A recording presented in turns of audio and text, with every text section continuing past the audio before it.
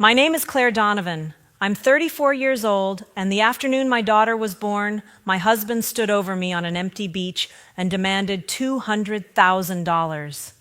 I was bent forward with both hands beneath my stomach, trying to breathe through a contraction that felt nothing like the ones I had experienced that morning. This one tightened across my back, wrapped around my abdomen, and forced a sound from my throat before I could stop it. Mark watched me, but he didn't move closer. He held my phone in one hand. The bank's fraud department was waiting on the screen. "All you have to do is tell them you authorized it," he said. "Then we can leave." A cold wind swept across Harborside Cove. The beach was almost empty, and the staircase leading back to the parking lot looked impossibly far away. "Mark, I'm not approving anything until you show me the business records." "I already explained it. You said the company needed a temporary loan. You didn't explain why you tried to transfer money from my account without asking me." His jaw tightened. "It's our money, Claire." "No, my mother left it to me." The moment I said that, another contraction hit. My knees buckled. I reached for Mark, but he stepped back, protecting the phone as if that mattered more than catching me. I lowered myself onto the sand. "Something's wrong," I said. "We need to go to the hospital." "You've been saying that all afternoon. My water just broke." That finally made him look down. The sand beneath my dress was wet. My hands were shaking, and the pressure inside my body was becoming unbearable. Mark knew I was full term. He had been sitting beside me at my prenatal appointment less than an hour earlier. He knew the hospital was 20 minutes away. He also knew I couldn't safely climb the bluff staircase alone. But instead of helping me, he placed my phone and purse on the sand. "Call the bank when you're ready to stop being selfish." Then he turned toward the stairs. For a moment, I couldn't understand what I was seeing. "Mark!" He kept walking. "Mark, please, the baby is coming." He stopped at the bottom step, but didn't turn around. "Then get to the hospital yourself." I watched my husband climb the staircase while another contraction folded me forward. By the time I could breathe again, he had reached the parking area. I heard our car start. Then I watched it disappear. I grabbed my phone. There was no signal beneath the bluff. I tried an emergency call, but it wouldn't connect. The stairs blurred in front of me. I managed to stand once. I took 3 steps before the pressure forced me back onto my knees. That was when I understood that I wasn't going to reach the road. I wasn't going to reach the hospital. And unless someone came down to that beach, I was going to give birth alone. My daughter, Nora, was born on the sand before anyone found us. I remember the wind. I remember wrapping my dress around her while I tried to protect her face. I remember wondering why she sounded so weak. The next clear memory I have is a woman kneeling beside me in a police uniform. Officer Elena Ruiz had been checking the beach access points during a scheduled coastal patrol. She heard Nora crying before she saw us. She covered us with an emergency blanket and called for paramedics. By the time the ambulance reached Harborside Regional Medical Center, Nora was struggling to regulate her breathing and body temperature. The doctors placed her under observation while nurses treated me for blood loss and exposure. She was alive. I kept repeating that to myself. My daughter was alive. Approximately 3 hours after Mark drove away, my phone regained service on the hospital network. It began ringing on the table beside my bed. I looked at the screen. It was him. For one unsteady second, I wondered if someone had finally told him what happened. I wondered whether he was calling because the enormity of what he had done had reached him. But another question was already forming beneath that hope. Why had he needed exactly $200,000 badly enough to leave his wife in active labor? And what could he possibly want from me now? Before I tell you what happened when I answered, subscribe to the channel, turn on the notification bell, and like this video. If you've ever been pressured to surrender a boundary just to prove your loyalty, you'll understand why what happened next changed the way I saw my entire marriage. To understand that phone call, I have to take you back 9 years to the version of Mark I first trusted and the version of myself who believed patience could make almost any relationship safe. When I met Mark, Confidence seemed to follow him everywhere. He was ambitious, persuasive, and comfortable taking risks I would have spent weeks analyzing. I worked in payroll systems for a regional healthcare network, which meant my life revolved around accuracy, schedules, and making sure other people received what they were owed. Mark found my caution reassuring. I found his certainty exciting. For a while, we balanced each other. We married 2 years later. As his renovation company grew, I covered most of our predictable household expenses so he could reinvest his income. I saw it as teamwork. Mark described every new project as evidence that the sacrifice was working. When people asked about his company, he spoke like its future was guaranteed. He remembered clients' names, shook hands with confidence, and made success look effortless. What people didn't see was how quickly he became defensive when I asked simple questions. If I wanted to know why our joint account balance was lower than expected, he said a client payment was late. If I asked why a supplier had called our house, he said someone in his office had made a clerical mistake. Whenever I pressed further, the conversation stopped being about money and became a test of whether I believed in him. So I learned to ask less. That pattern followed us into my pregnancy. I wanted Nora to enter a stable home. I wanted her parents to be the kind of team Mark and I appeared to be in photographs. The more worried I became, the harder I worked to keep everything calm. My mother, Evelyn, had understood that instinct in me. Before she died, she left me $238,000 in an account held solely in my name. She had lived through years of financial uncertainty herself, and that money was the final protection she could give me. After medical expenses and preparations for the baby, slightly more than $200,000 remained. Mark knew the account existed. He also knew I would not move it into our joint finances. At first, he said he respected that decision. As Nora's birth approached and pressure around his company increased, his language changed. He began describing the inheritance as money sitting uselessly while his business carried our future. I kept telling myself he was stressed. I kept telling myself the supplier calls, overdue notices, and unexplained gaps in our household account had reasonable explanations. What I did not understand was that Mark had already stopped seeing my patience as kindness. He had begun treating it as permission. The cracks beneath the surface. The calls became harder to ignore during the final weeks of my pregnancy. Sometimes Mark's phone rang through dinner, and he carried it into another room. Other times, someone called the house because they had been unable to reach him at work. He always had an explanation, a delayed inspection, a client who changed the scope of a project, a supplier who sent the same invoice twice. None of those explanations sounded impossible by themselves. It was only when I placed them beside one another that they stopped fitting. One evening, I opened our joint account to pay the mortgage and discovered that the balance was almost $6,000 lower than it should have been. There had been 3 transfers to Mark's business account over the previous month. Each was small enough to avoid looking dramatic. Together, they represented most of the money we had set aside for the next 2 months of household expenses. When Mark came home, I placed the statements on the kitchen counter. "Why did you move this?" I asked. He barely glanced at the pages. "Payroll timing? You didn't tell me, because it was temporary. The mortgage comes out next week." He opened the refrigerator, took out a bottle of water, and acted as if we were discussing a minor inconvenience.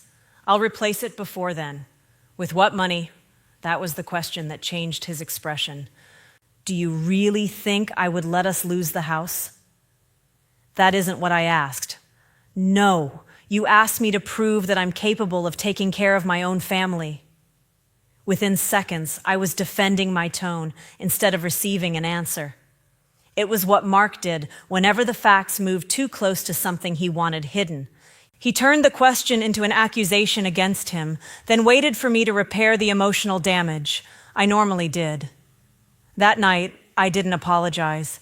I photographed the statements and saved them in a private folder.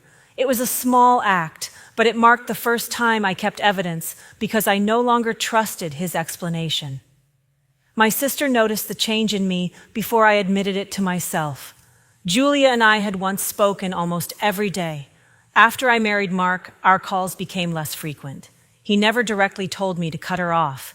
He simply made every interaction with her expensive. If Julia questioned one of his financial decisions, he called her disrespectful. If I spent an afternoon with her, he became distant for the rest of the evening. If she suggested I protect my inheritance, he said she was trying to interfere in our marriage. Eventually, I began avoiding her because I didn't want to deal with the tension afterward. Late in my pregnancy, Julia came by with a box of clothes for Nora. She found me sitting at the kitchen table with the bank statements still open on my laptop. "Are you all right?" she asked. "I'm tired." She placed the box beside the wall and sat across from me. "That isn't what I asked." The words were gentle, which somehow made them harder to dismiss. I told her Mark's company was under pressure. I didn't tell her about the missing household money or the calls. Even then, I was still protecting him. Julia looked toward the hallway before lowering her voice. "Has he asked about Mom's account again?" "He's mentioned it." "Claire, that money is in your name for a reason." "I know. Knowing and protecting it aren't always the same thing." I felt myself becoming defensive. "He hasn't taken anything." Julia held my gaze for a moment. "Then make sure he can't." She didn't demand an explanation. She didn't tell me to leave him. She hugged me before she went and said she would answer if I needed her, no matter how long it had been since I called. After she left, I changed the password on the inheritance account. For the first time in months, I slept without checking Mark's side of the bed every time his phone vibrated. I believed the new password meant the account was safe. I was wrong. The transfer. The notification arrived while I was at work the day before Nora was born. I had reduced my hours but had not yet started maternity leave. I was reviewing a payroll correction when my phone displayed a fraud alert from the bank holding my inheritance. The message asked whether I had initiated a $200,000 transfer. For several seconds, I simply stared at the number. Then I logged into the account from my office computer. The available balance was still there, but a transfer request was marked as blocked pending verification. The destination carried the name of Mark's company. My hands went cold. I called the fraud department. The representative confirmed that someone had used my credentials to submit the request. The attempt came from a device the bank did not recognize as mine, and the electronic authorization attached to it had failed review. Because of the amount and the account's separate ownership, the bank required my direct verbal confirmation before releasing anything. "Do not approve it," I said. The representative froze the request and added additional verification to the account. I should have called Julia immediately. I should have reported the access attempt while I was still sitting at my desk. Instead, I called my husband. Mark answered on the second ring. "Did you try to transfer $200,000 from my account?" He was silent just long enough to answer the question without words. Then he exhaled. "I was going to tell you tonight." I pushed my office door closed. "You used my login. I submitted a request. Nothing has moved. Because the bank blocked it. Claire, listen to me. I have a payment due, and one of our clients hasn't released the final draw. If I cover the gap now, everything is fixed when their money arrives. Send me the records." "What?" "The company statements, the client contract, the payment deadline. Send me all of it." His voice hardened. "I don't have time to walk you through an entire business. Then you don't have permission to use my money. It's a short-term loan. You tried to authorize it as if you were me." He lowered his voice and told me I was panicking because I was pregnant. He reminded me how many household expenses he expected the company to cover once it grew. He said employees depended on him, that families would lose their income if he missed payroll, and that I was treating an administrative shortcut like a betrayal. For years, that combination of urgency and guilt had worked on me. This time, the block transfer was sitting in front of me. "I'm not authorizing it," I said. Mark ended the call. He did not come home until after midnight. When he entered our bedroom, I was awake. He stood in the doorway and looked at the small hospital bag beside the dresser. "You embarrassed me today," he said. "No one from the bank knows you're my husband. They know someone tried to access my account." "You made me look like a thief." "Did you type my name on the authorization?" He looked away. "I was trying to protect everything we built." "Show me the records." "I told you, the problem is temporary." "Then the records should prove that." He slept in the guest room. The next morning, my contractions began. At first, they were irregular and mild enough for me to speak through them. I already had a prenatal appointment scheduled, and the clinic told me to come in unless the contractions became stronger or closer together. Mark insisted on driving. He was calm in the car, too calm. At the clinic, he sat beside me while the doctor confirmed that I was full term and beginning labor. We were told to go directly to the hospital if the contractions intensified, if my water broke, or if I felt sustained pressure. Mark heard every word. In the parking lot afterward, he asked if we could stop at Harborside Cove before going home. That beach was where he had proposed to me. He said he wanted us to talk somewhere that reminded us of who we were before money and stress took over. Part of me wanted to believe him, so I agreed. I did not know that he had already opened the bank's verification number on my phone. I did not know that his deadline was no longer about protecting future payroll. I only knew that my husband was asking for one private conversation before our daughter arrived, and I still believed private conversations were where marriages were saved. Harborside Cove. The beach looked almost exactly as it had the night Mark proposed. The same bluff curved around the cove. The same dark rocks divided the water near the shoreline. Even the wind carried the same sharp smell of salt and wet stone. But the beach was nearly empty that afternoon. Tourist season had ended, the lifeguard station was closed, and only a few distant figures were visible near the opposite access point. Mark walked several steps ahead of me as we descended the staircase. I stopped twice when contractions tightened around my back. Each time he waited without coming closer. When we reached the sand, he led me toward the rock wall where the bluff blocked most of the wind and most of the cellular signal. He took my phone from my open purse before I understood what he was doing. "Call the bank," he said. The verification number was already on the screen. "You brought me here for this?" "I brought you here because we need to decide whether we're still a team." I held out my hand for the phone. "Give it back." "Make the call first." Another contraction began.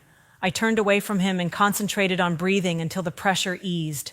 "We need to go home," I said, "or to the hospital." "We'll go as soon as this is handled." I looked at the screen again.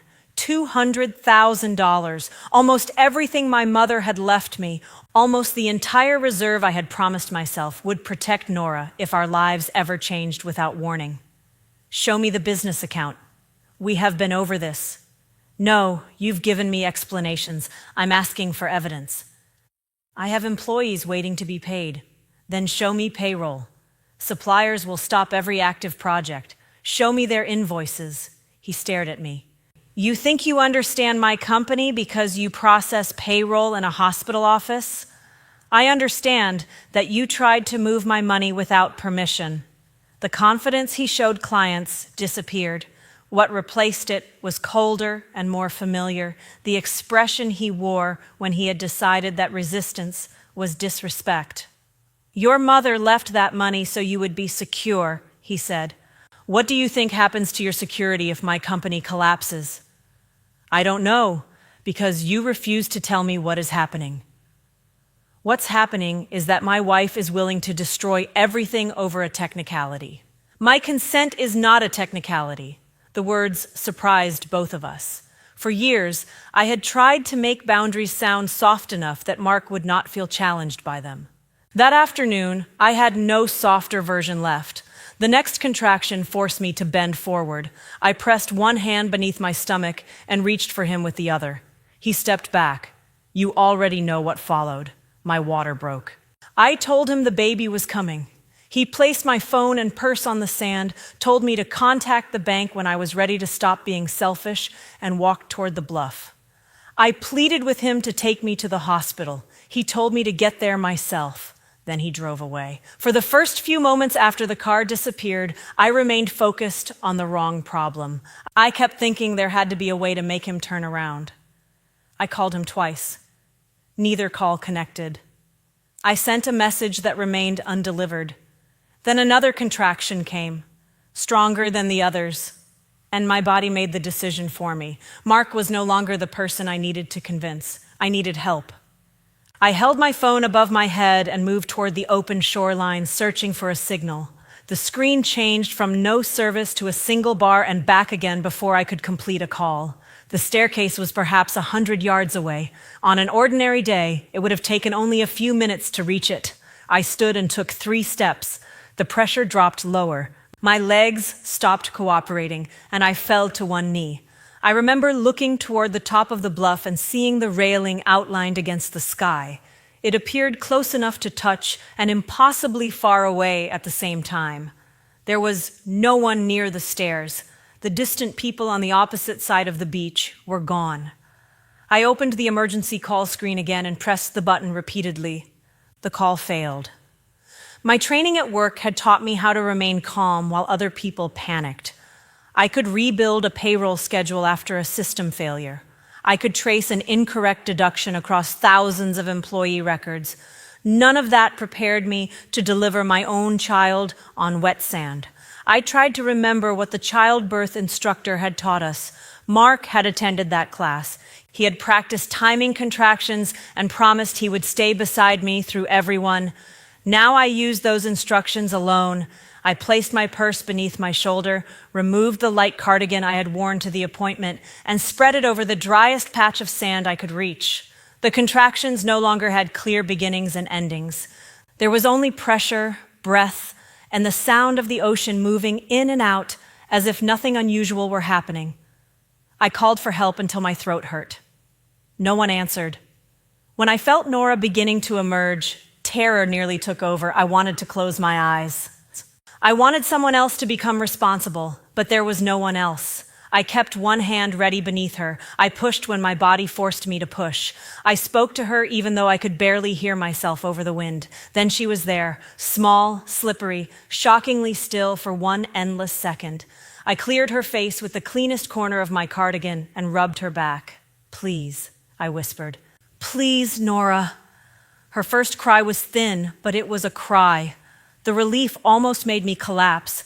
I pulled her against my chest and wrapped my dress and cardigan around her. I knew we needed medical help. I knew the wind was taking heat from both of us. I also knew that I could no longer stand. So I held her and kept talking. I told her my name. I told her the name we had chosen for her. I told her that none of what had happened was her fault, even though she could not understand me. I do not know how long we were alone after that. Time became the space between Nora's cries. Then I heard a voice above the sound of the waves. "Ma'am?" At first, I thought I had imagined it. "Harborside Police, can you hear me?" I tried to answer, but only a broken sound came out. Officer Elena Ruiz appeared from beyond the rock wall. The moment she saw the blood on the sand and the child against my chest, her expression changed. She ran toward us, calling our location into her radio. "The baby was just born," I managed to say. "I see her. You're not alone now." She removed an emergency blanket from her patrol pack and covered Nora first, then folded the remaining material around my shoulders. She checked Nora's breathing and kept one hand steady against my arm while she called for paramedics. There was nothing dramatic about the way she helped me. No speech, no promise she could not guarantee. She simply stayed. That basic act of responsibility felt almost unbearable after what Mark had done. The paramedics reached us minutes later. They cut and secured the cord, placed Nora against warming pads, and carried us toward the stairs. As they lifted me onto the stretcher, I saw my wedding ring against the silver emergency blanket. For the first time, it did not look like evidence that I belonged to someone. It looked like evidence of a promise Mark had abandoned before he abandoned me. 3 hours later, at the hospital, the doctors moved quickly. Nora's body temperature was too low, and her breathing remained shallow. A pediatric team took her for observation while another doctor treated me. I answered questions automatically. Full name, date of birth, allergies, pregnancy history, time the contractions intensified, approximate time Mark left. When a nurse asked who should be contacted, I gave her Mark's name out of habit. Then I stopped her before she entered the number. Use my sister, I said. It was the first decision I made after Nora's birth that had nothing to do with immediate survival. Officer Ruiz remained long enough to provide the medical team with the location and condition in which she found us. She asked whether I felt safe if Mark arrived. I opened my mouth to give the answer I had given people for years. Mark was under pressure. Mark had made a terrible decision. Mark would calm down once the crisis passed. But Nora was behind a glass panel beneath a warming unit because my husband had made her transportation conditional upon money. No, I said, I don't know if I'm safe with him. Officer Ruiz nodded without making me defend the answer. Hospital security was notified. A social worker joined us. My purse and phone were placed on the table beside my bed. The phone had no service until it connected to the hospital network. Then it rang.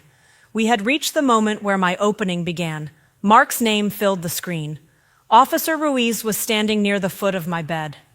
The social worker asked whether I wanted to let the call go to voicemail. I should have. Instead, I needed to know whether any part of the man I married understood what he had done. I answered and placed the phone on speaker. Claire, did you call them? There was no greeting, no question about where I was. I gave birth, I said. Silence. For half a second, I thought reality had finally reached him. Then he asked, where? On the beach, Mark.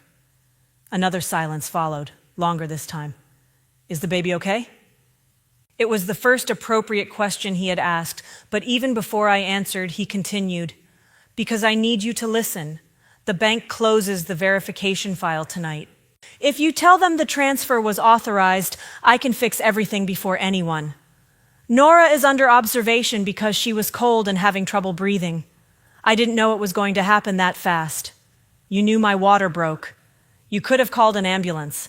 Officer Ruiz looked at the phone. There was no service. Mark exhaled sharply. Claire, I cannot do this right now.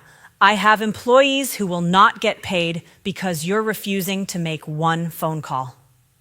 That was the moment something inside me became completely still. Until then, I had been searching for the version of the event that would let me keep believing in my husband. Maybe he thought my labor was less advanced than it was. Maybe he panicked.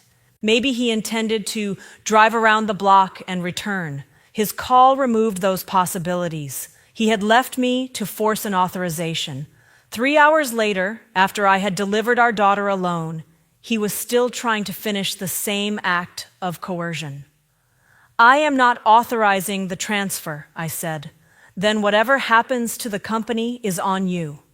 I ended the call. My hand shook after I placed the phone down, but I did not call him back. He left a voicemail less than a minute later. Then the messages started. He said I was misunderstanding the business situation. He said he had believed I could arrange transportation. He said I was allowing fear and my sister's influence to destroy Nora's future. The messages shifted between apology, accusation, and urgency without ever settling on responsibility. Officer Ruiz asked whether I would allow her to preserve them as part of the report. I said yes. That answer cost me more than I expected. Giving her the phone meant admitting the abandonment was not a private marital failure I could quietly repair. It meant allowing someone outside our home to see the way Mark spoke when he believed I was still responsible for protecting him. The social worker helped me call the bank. I froze the inheritance account, revoked every remembered device, changed the verification method, and formally reported the attempted transfer as unauthorized. When the bank representative asked whether I knew who had initiated it, I looked through the glass toward Nora. Yes, I said, my husband. By the time Julia reached the hospital, I had given my first complete statement. She entered my room carrying no questions and no judgment.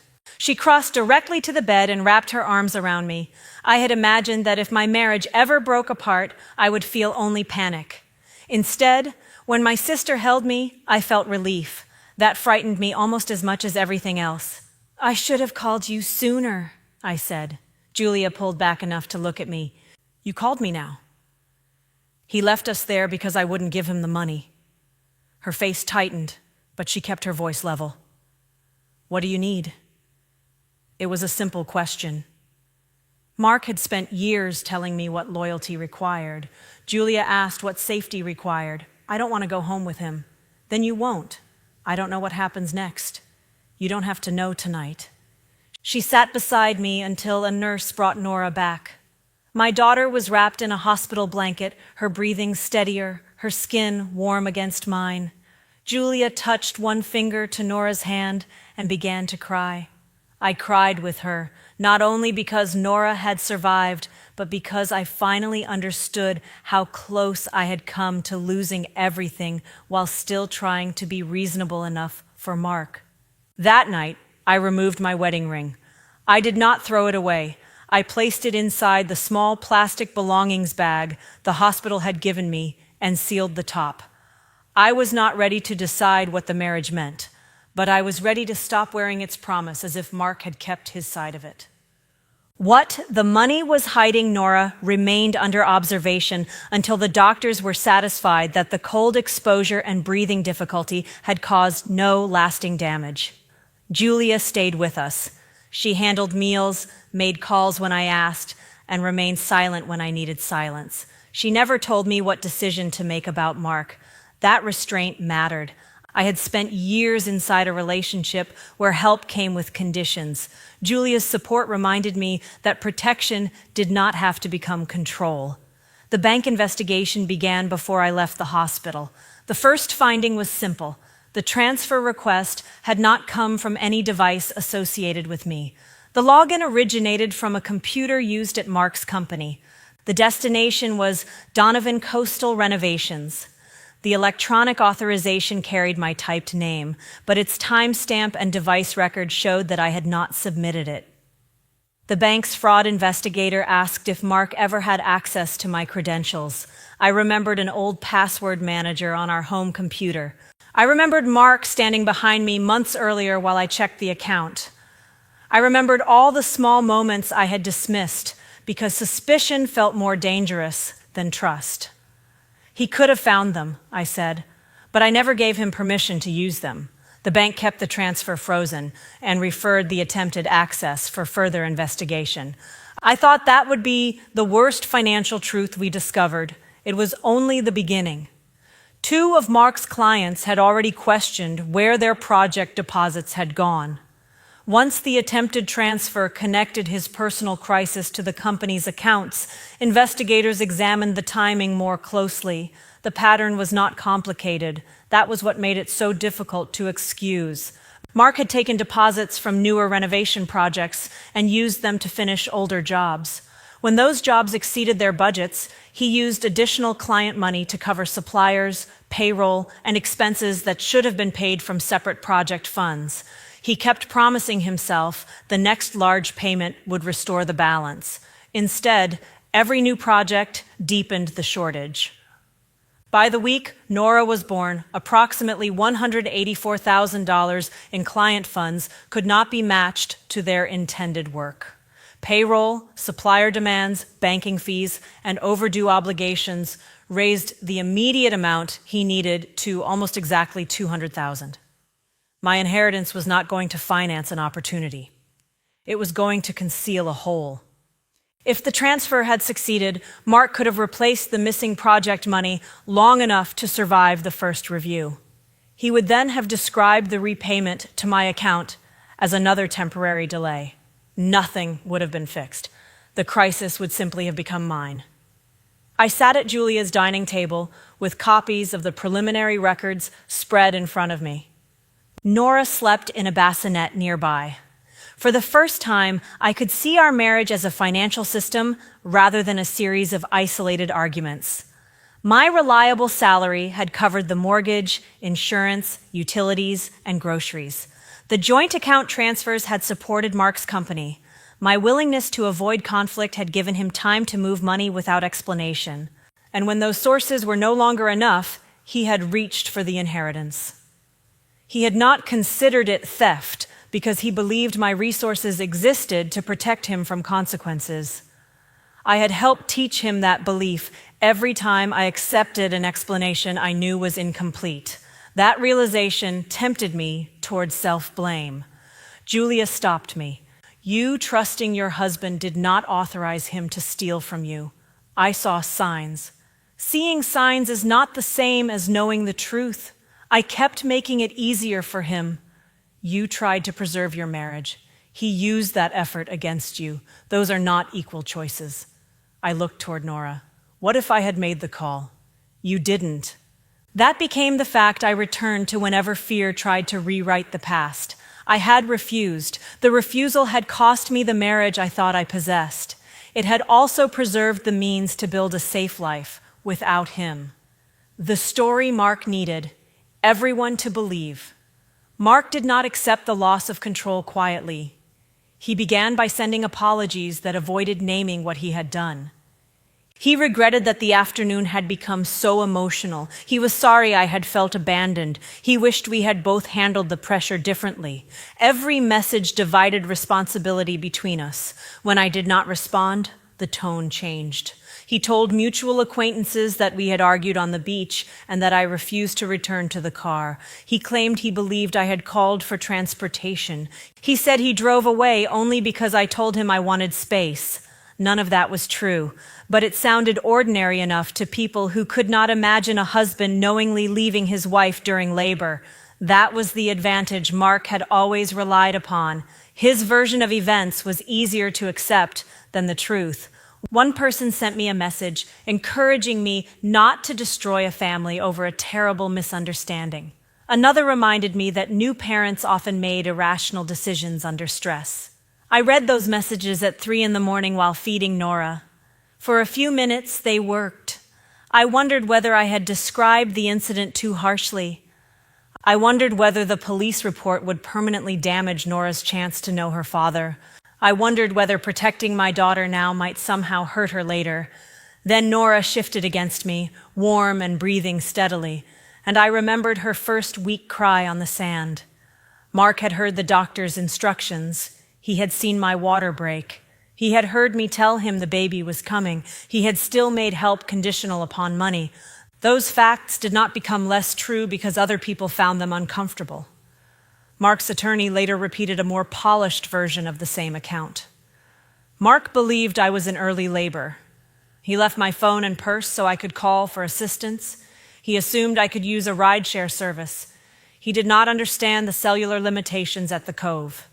The evidence answered each claim without requiring me to exaggerate anything. My medical records showed how advanced the labor was when I reached the hospital. The prenatal clinic documented that Mark had been present when I was told to seek immediate care if my water broke or the pressure intensified. The location records from his vehicle established exactly when he left the beach and where he drove afterward. My call log showed 2 failed attempts to reach him within minutes of his departure. Coverage information confirmed unreliable cellular service beneath the bluff. Officer Ruiz documented where she found me, the condition of the beach access, and the fact that Nora had already been born. Mark's 3-hour call and subsequent voicemail tied his departure directly to the transfer demand. He had created the evidence himself. The more he tried to describe the abandonment as an ordinary argument, the more the records exposed how deliberate his decisions had been. I was granted temporary protective restrictions while the investigation continued. Communication about Nora moved through approved legal channels. Mark was not permitted to arrive at Julia's home or the hospital without authorization. He responded by claiming I was keeping his daughter from him. That accusation found the most vulnerable part of me. I had spent my childhood promising myself that my child would not grow up inside a broken family. I had imagined 2 parents at school events, holidays shared without tension, and a home where Nora never had to measure the emotional temperature before speaking. I had mistaken the shape of a family for its safety. Mark understood that. In one message sent through his attorney, he asked me to consider what public charges would do to Nora. If I clarified that I had misunderstood his intention, he suggested we could resolve the financial matter privately and begin counseling. For 2 days, I considered it. Not because I trusted him, because grief can make a familiar danger look easier than an unknown future. Julia found me sitting beside Nora's bassinet with the message open on my phone. "Are you thinking about answering?" she asked. "I'm thinking about what happens if I don't." She sat across from me. "What do you think happens?" "His company collapses. He faces charges. Nora grows up knowing I could have stopped it." "Could you have stopped what he did on the beach?" "No." "Could you have stopped him from trying to access your account?" "No." "Then you are not deciding what happens to him. You're deciding whether to hide what already happened." She did not tell me which decision to make. She did not need to. The following morning, I attended a formal follow-up interview and provided everything I had preserved: account alerts, joint statements, messages, voicemail, and the records showing that Mark had repeatedly asked about my inheritance before the transfer attempt. The investigator asked whether I wanted to change or qualify any part of my original statement. My old instinct rose immediately. Be precise. Be fair. Leave room for Mark's explanation. Do not say anything that cannot be repaired later. Then I recognized what that instinct had cost me. "No," I said, "my statement is complete." That was the emotional end of our marriage. The legal end came later. Consequences. Once the financial records were preserved, the pressure surrounding Mark's company moved beyond anything I could control. Clients filed claims concerning money intended for their renovation projects. Suppliers produced unpaid invoices. Account records established that deposits had been used to cover unrelated obligations. The company could not continue operating once new funds stopped arriving. Donovan Coastal Renovations was placed into liquidation, and its recoverable assets were directed toward legitimate creditor and restitution claims. Mark's contractor credentials were suspended while the financial case proceeded. He blamed me at first. He said the company would have survived if I had authorized the transfer. He said employees lost their jobs because I chose punishment over partnership. But the records showed that $200,000 would not have repaired the company. It would only have concealed the shortage long enough for Mark to continue taking new money into a failing system. His employees and clients were harmed by the decisions that created the deficit, not by the person who refused to finance its concealment. The criminal and financial proceedings did not unfold like a dramatic courtroom surprise. There was no single folder that ended everything in an afternoon. There were interviews, account reconciliations, digital records, client statements, medical documents, and months of waiting. That slow process was difficult, but it mattered. Each consequence was connected to something Mark had chosen. He ultimately accepted legal responsibility for offenses involving the unauthorized financial access, false authorization, and the conduct surrounding the abandonment. The resolution included court supervision, restitution obligations, and restrictions that prevented him from contacting me outside approved channels. His professional status did not survive the findings. Neither did the image of effortless success he had protected at everyone else's expense. Our divorce took longer than I wanted and less time than I feared. Because the inheritance had remained in my separate account and the transfer never succeeded, Mark had no legitimate claim to the $200,000. I retained it.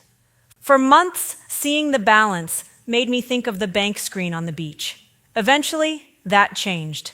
The money became what my mother intended it to be, a source of security when my life changed without warning. The family court considered the police report, medical documentation, financial evidence, and Mark's attempts to minimize the incident. I received primary legal and physical custody of Nora. Any contact between Mark and our daughter was made subject to supervision and professional evaluation. His biological relationship to her did not erase the danger his choices had created. Mark called that unfair. I stopped measuring safety by whether he agreed with it. There were losses that no court order could repair. I grieved the man I believed I married. I grieved the birth experience Nora and I should have had. I grieved the photographs I had imagined taking with Mark in the hospital and the future I had built around a version of him that existed only when no sacrifice was required from him. Therapy helped me separate grief from regret. I could mourn the marriage without believing I should return to it. I could wish Nora had a different father without pretending Mark was that person. I could acknowledge that I had ignored warning signs without accepting responsibility for his decisions. Julia and I rebuilt our relationship slowly. We did not pretend the years of distance had never happened. I apologized for shutting her out. She admitted there were times her frustration had made her sound more judgmental than protective. Then we did what Mark and I had rarely been able to do. We changed our behavior. Julia asked before offering advice. I told her when I was overwhelmed instead of disappearing. She became Nora's designated emergency contact, not because I expected another crisis, but because choosing dependable people was part of building a safe life. Officer Ruiz checked on us once after the case reached its resolution. She did not ask for gratitude.